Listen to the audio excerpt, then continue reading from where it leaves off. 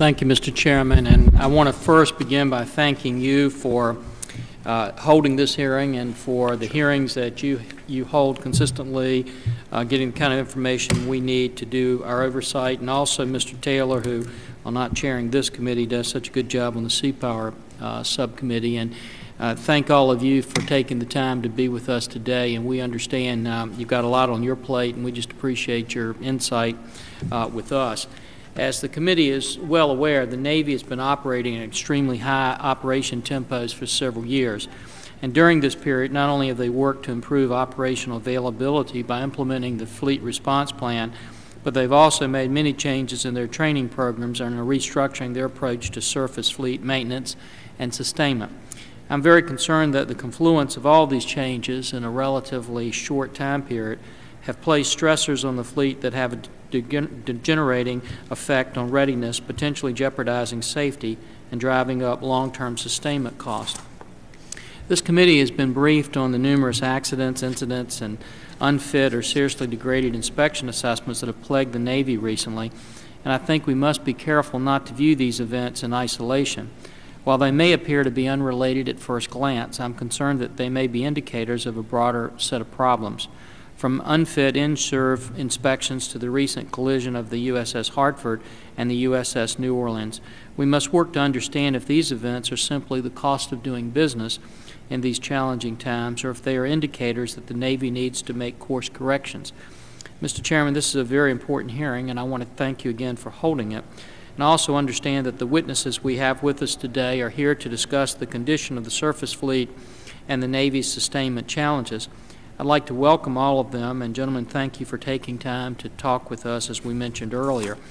But I hope that our discussion today will help us understand the challenges the surface fleet is facing and provide us some context in which to gauge the events I mentioned earlier. I'm also interested to hear about the steps the Navy is taking to correct these deficiencies and to implement a sustainment strategy necessary to obtain the required service life out of our fleet. There's no doubt we are facing a tremendous challenge, and I don't believe we're going to find a silver bullet solution. I believe everything must be on the table for consideration, from manpower and resourcing to training to leadership. And we need to take time to evaluate our risk assessments and make sure we're comfortable with the risk levels. I think we must also look at the increased reliance on contractors to provide maintenance that was traditionally performed by our sailors. While this approach to sustainment may initially provide a cost benefit, there is a downside in that our young sailors aren't required to perform many of the standard repair activities that hone their skills and sharpen their ability to assess the ship's condition. This could have a long-term impact on the skill and ability of our sailors, and it's one specific area we must examine. And then just two other points, and I recognize that everybody in here has good intentions and where we're going, but earlier today in the Judiciary Committee, we passed out a bill which was the Free Flow of Information Act, because we realized how important it was to get facts and concepts and ideas out as soon as possible to discuss them. I have to tell you that I am extremely bothered by the non-disclosure agreement that I know several members of our military were forced to sign, and this administration apparently has allowed that to take place, because if you look at this form, and I know that none of you four had to sign that, but if you look at this, there is a huge question as to whether or not anybody involved in that budgetary process can ever disclose this information or talk about it.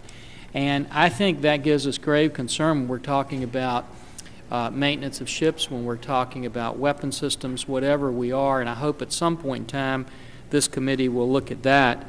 And the final thing I want to address is something that, while all of us sit in here and talk about the maintenance dollars that we are going to need and what we're going to need to have a strong and viable Navy, with the bailouts that we have had and the stimulus packages that we've had, and I've raised this before, but the reality is the interest alone on those bailouts and stimulus packages would fund the entire budget for all of NASA, all of the National Science Foundation, all of the Department of Transportation, all of Homeland Security, all of the FBI, all of the Department of Justice, every operation of the White House, every operation of Congress, and every Army Corps of Engineers project in the country.